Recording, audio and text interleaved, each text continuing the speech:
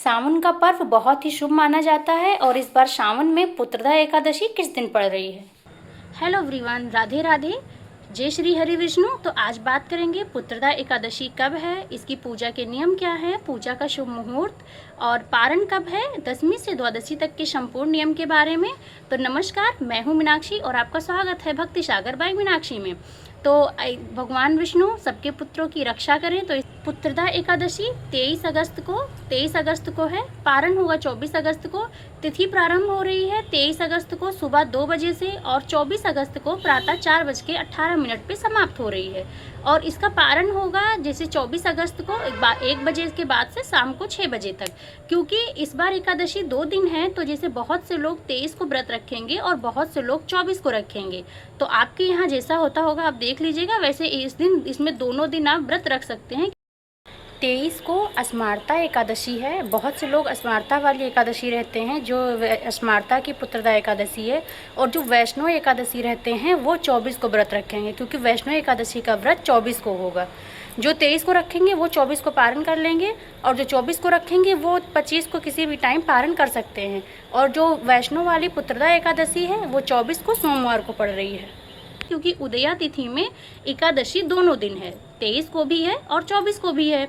तो इसमें क्या होता है, भगवान विष्णु के, श्री हरि विष्णु के बाल स्वरूप की पूजा की जाती है और अपने पुत्रों की अच्छी आयु और लंबी आयु और अच्छे स्वास्थ्य की प्रार्थना की जाती है। तो आप भगवान श्री हरि विष्णु सबके पुत्रों की रक्षा करें। और प्लीज़ चैनल को लाइक, सब्सक्राइब, शेयर जरूर कीजिएगा। और जैसे दशमी में क्या होता है कि आपको एकादशी का व्रत बहुत ही पावन माना जाता है और बहुत अच्छा, जैसे कहते हैं सभी व्रतों में एकादशी व्रत जो है वो राजा होता है। तो एकादशी का व्रत ज़रूर करना चाहिए। और जैसे इसमें क्या होता है, आपको दशमी से क्या करना है, दशमी को आपको शाम को चावल नहीं खाना है। जैसा मैं हर वीडियो में बताती हूँ कि एकादशी में चावल वर्जित होता है, तो आप चावल मत खाइएगा दशमी को। जैसे शाम से ही आप चावल मत खाइए। अगर नहीं चलता है आपका बिना चावल के, तो आप पहले चावल खा के बाद में रोटी खा लीजिए। वैसे अगर चल सकता है तो कोशिश कीजिए कि मसूर की दाल, चावल और ये लहसुन प्याज ये सब मत खाइए, अगर चल सकता है तो। और इसमें जैसे आपको एकादशी के दिन भगवान विष्णु, माता लक्ष्मी की पूजा करनी है।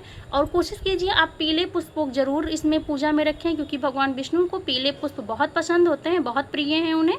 तो और अपने पुत्र की लंबी आयु की कामना की जाती है। इसमें आप जैसे अगर आप वैसे ही व्रत रखते हैं, जो आपके घर पे मूर्ति है आप उसका भी पूजा करके व्रत रख सकते हैं। और अगर नहीं है जैसे, तो आप एक चौकी बना के भी पूजा कर सकते हैं। अब आप जैसा कर सकते हैं अपनी यथाशक्ति के हिसाब से कर लीजिए, क्योंकि देखिए भक्ति के लिए कोई नियम नहीं होता कि हाँ आपको ऐसा नहीं ऐसा करना है। आप जैसे कर सकते हैं वैसे कीजिए। और इसमें जैसे आप केले का भोग लगा सकते हैं। अगर आपके यहाँ केला खाते हैं तो आप खा लीजिए, नहीं तो इसे हम लोग क्या करते हैं कि गुरुवार का व्रत है या अगर एकादशी विष्णु भगवान का व्रत रखते हैं तो केला नहीं खाते। लेकिन अगर आपके यहाँ खाया जाता है तो आप खा लीजिए, क्योंकि बहुत से लोग हैं जो केला अवॉइड नहीं करते हैं, वो खाते हैं। तो देखिए वो सबकी अपनी अपनी चॉइस है। और आप इसमें विष्णु सहस्त्र नाम का पाठ कीजिए, एकादशी व्रत की कथा सुनिए, इसका भी विशेष महत्व होता है, आपको कथा जरूर सुनना चाहिए। और अगर आप नहीं करते हैं तो ठीक है, आप जैसे सारी पूजा करने के बाद में उनको भोग अर्पित करके, फूल अर्पित करके, उन आरती वगैरह बढ़िया से करके अपनी मंदिर अच्छे से सजा के पूजा कीजिए। और उसके बाद जैसे आप व्रत में जो भी चीज़ें खाना चाहें, जैसे आप कोशिश कीजिए, बहुत से लोग आलू खाते हैं, बहुत से लोग नहीं खाते, तो इसमें आप साबूदाना मत खाइएगा। एकादशी व्रत में साबूदाना नहीं खाना चाहिए। और कुट्टू का आटा, जैसे बहुत से लोग कुट्टू का आटा खाते हैं, तो एकादशी व्रत में कुट्टू का आटा नहीं खाना चाहिए।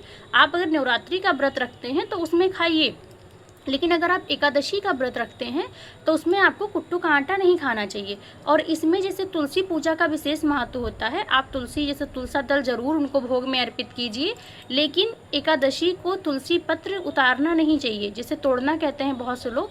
तो तुलसी पत्र आपको तोड़ना नहीं है, आप एक दिन पहले ही उसको उतार के आप रख लीजिए। जैसे आप 22 को ही रख लीजिएगा, 23 को पूजा कीजिएगा।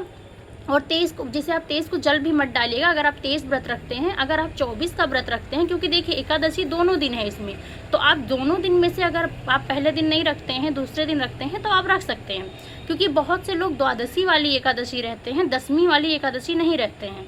तो आप देख लीजिएगा कि आप कौन सी रहते हैं, क्योंकि जो द्वादशी युक्त एकादशी है वो 24 को पड़ रही है।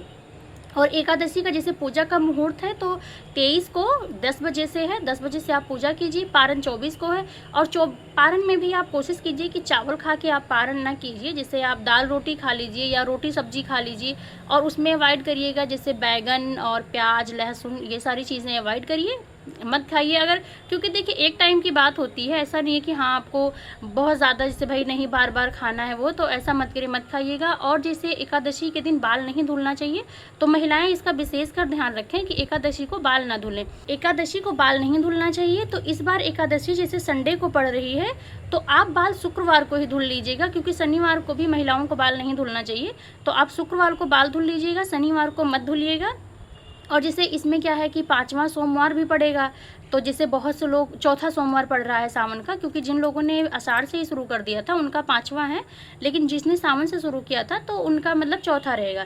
तो जैसे बहुत से लोग कहेंगे पारण कैसे करें, तो देखिए आप तुलसा दल खा के पारण कर सकते हैं, क्योंकि अगर मंडे का भी व्रत रहेगा तो आप वैसे तो रख नहीं पाएंगे, तो आप तुलसा दल खा के पारण कर लीजिएगा।